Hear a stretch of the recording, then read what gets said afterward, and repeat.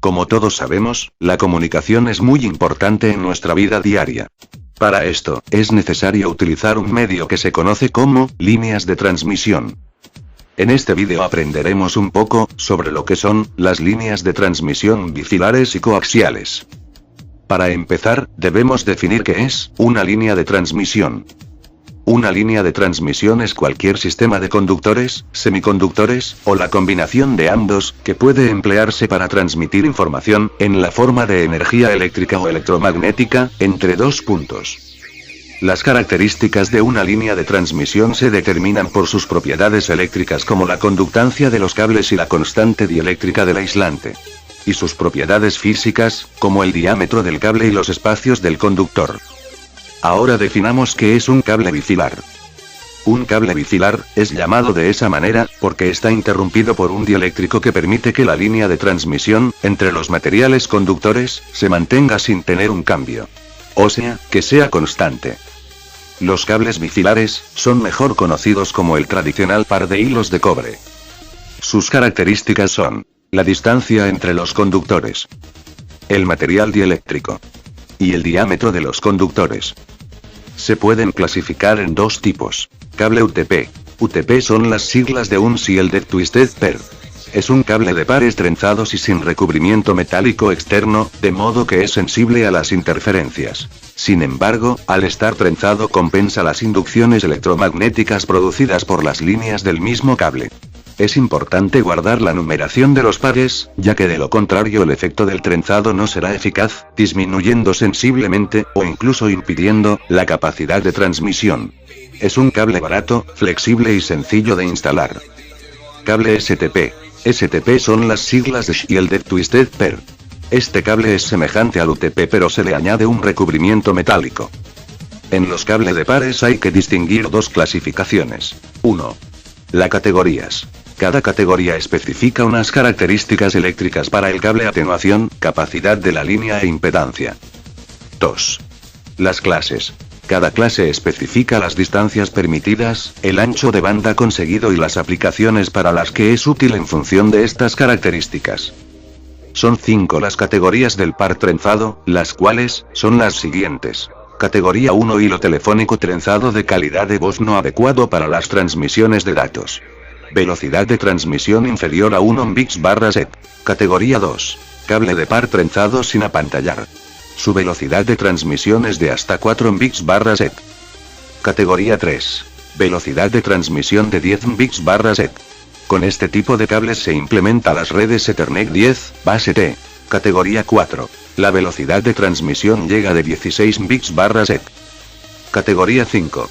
Puede transmitir datos hasta 100 Mbps/s.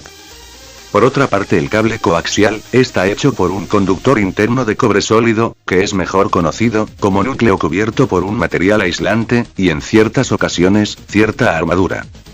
Después del aislante, está rodeado por un conductor cilíndrico en forma de malla, que comúnmente cuenta con una capa de plástico protector. Con toda esta combinación de elementos se genera un gran ancho de banda con una menor cantidad de ruido. El material dieléctrico define de forma importante la capacidad del cable coaxial en cuanto a velocidad de transmisión por el mismo se refiere. Siempre haciendo referencia a la velocidad de la luz. El cual puede clasificarse en 10, base 5, conocido también como cable coaxial grueso TIC coaxial y sirve como dorsal para una red tipo LAN. Utiliza transceptores transceivers y primero attachment unit interface para conectar la tarjeta de red con la dorsal de cable coaxial. Sus características son las siguientes. Tasa de transmisión 10 megabits. Longitud máxima 500 metros por segmento. Impedancia 50 ohm. Diámetro del conductor 2,17 milímetros. Nodos por segmento 100. Longitud máxima con repetidores. 1500 metros.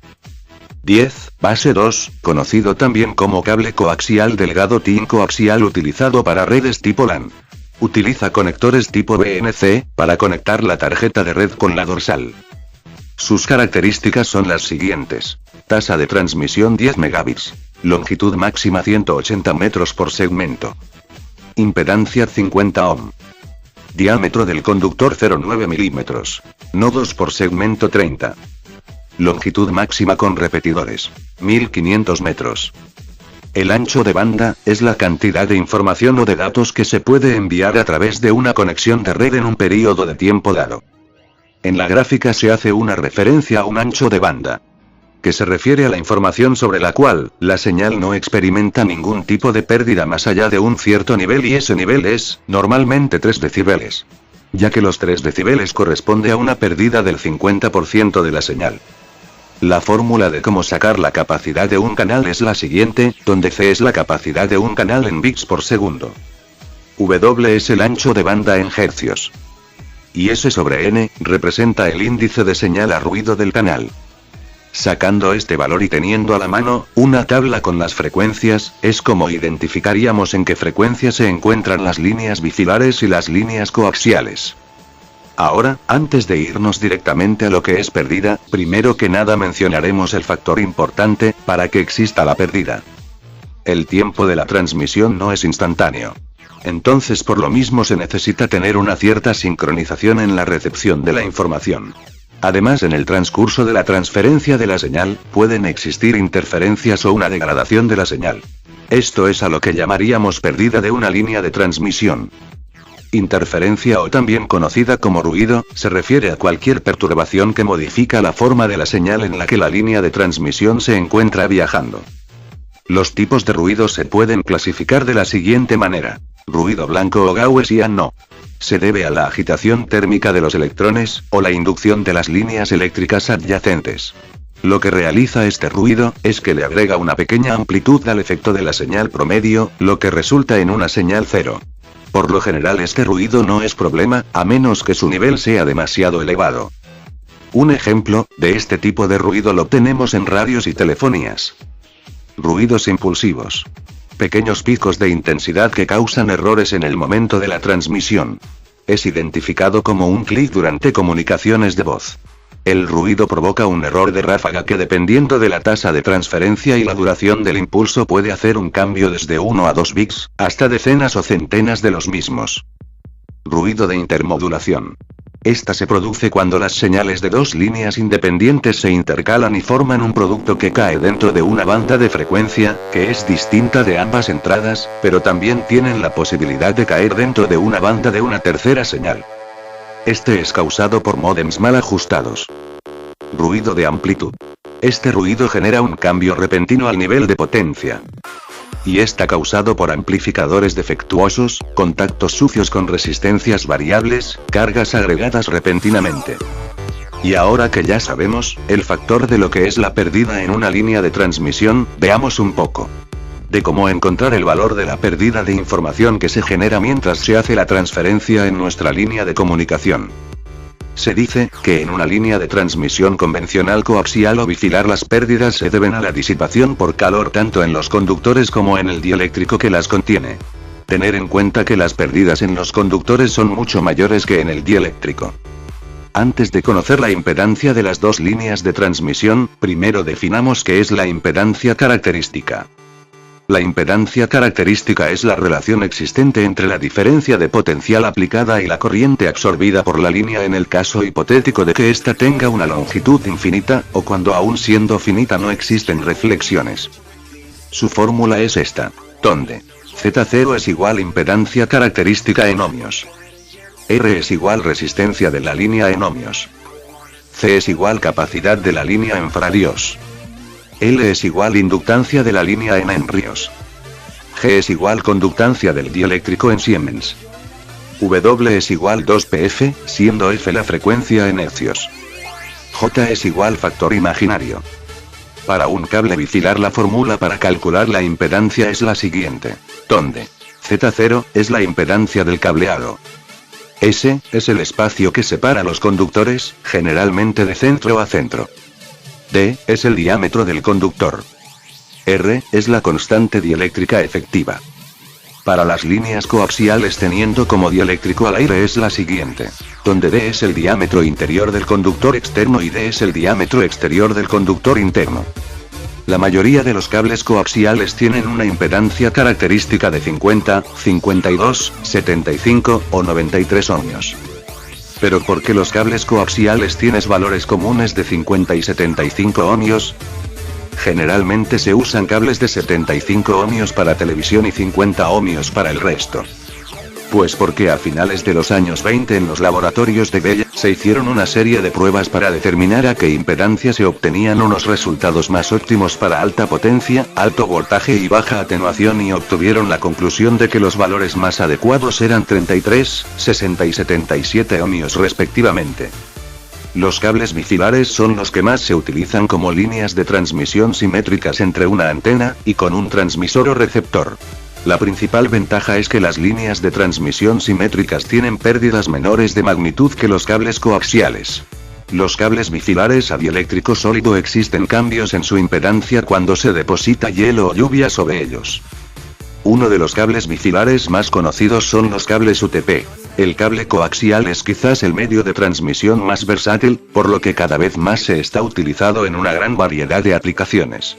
Las más importantes son: distribución de televisión, telefonía a larga distancia, conexión con periféricos a corta distancia. El cable coaxial se emplea para la distribución de televisión por cable hasta el domicilio de los usuarios. Diseñado inicialmente para proporcionar servicio de acceso a áreas remotas. Como sabemos, todo en esta vida presenta una ventaja y una desventaja. La ventaja de los cables bifilares es: los cables trenzados o bifilares constituyen el sistema de cableado usado en todo el mundo para telefonía. Es una tecnología bien conocida. El cable es bastante barato y fácil de instalar y las conexiones son fiables. Sus ventajas mayores son por tanto su disponibilidad y bajo coste. Y su desventaja está en la gran atenuación de la señal a medida que aumenta la distancia y que son muy susceptibles a interferencias eléctricas. Por este motivo, en lugar de usar cable bifilar paralelo, se utiliza trenzado y para evitar las interferencias, el conjunto de pares se apantalla con un conductor que hace de malla. Esto eleva el coste del cable en sí, pero su instalación y conexionado continúa siendo más barato que en el caso de cables coaxiales. Tanto la red Ethernet como la Token Ring pueden usar este tipo de cable. En los cables coaxiales la ventaja son diseñados principalmente para las comunicaciones de datos, pero pueden acomodar aplicaciones de voz pero no en tiempo real. Tiene un bajo costo y es simple de instalar y bifurcar. Banda ancha con una capacidad de 10 megabits/segundo. Tiene un alcance de 10 kilómetros. Y sus desventajas son: transmite una señal simple en HD décimo alfa duplex. No hay modelación de frecuencias. Este es un medio pasivo donde la energía es provista por las estaciones del usuario. Hace uso de contactos especiales para la conexión física. Se usa una topología de bus, árbol y raramente es en anillo. Ofrece poca inmunidad a los ruidos, puede mejorarse con filtros. El ancho de banda puede transportar solamente un 40% del total de su carga para permanecer estable. Y ahora ya sabemos que el cable coaxial está hecho por un conductor interno de cobre sólido que es mejor conocido como núcleo cubierto por un material aislante y en ciertas ocasiones cierta armadura. Después del aislante está rodeado por un conductor cilíndrico en forma de malla o pelitos sencillos, que comúnmente cuenta con una capa de plástico protector. Con toda esta combinación de elementos se genera un gran ancho de banda con una menor cantidad de ruido. Mientras que pares trenzados, esta es la configuración más simple, tiene el menor ancho de banda y una menor capacidad de transmisión dentro de la variedad de líneas que se utilizan actualmente, pero a pesar de eso no deja de ser de uso esencial e importante. Muchas gracias por su atención.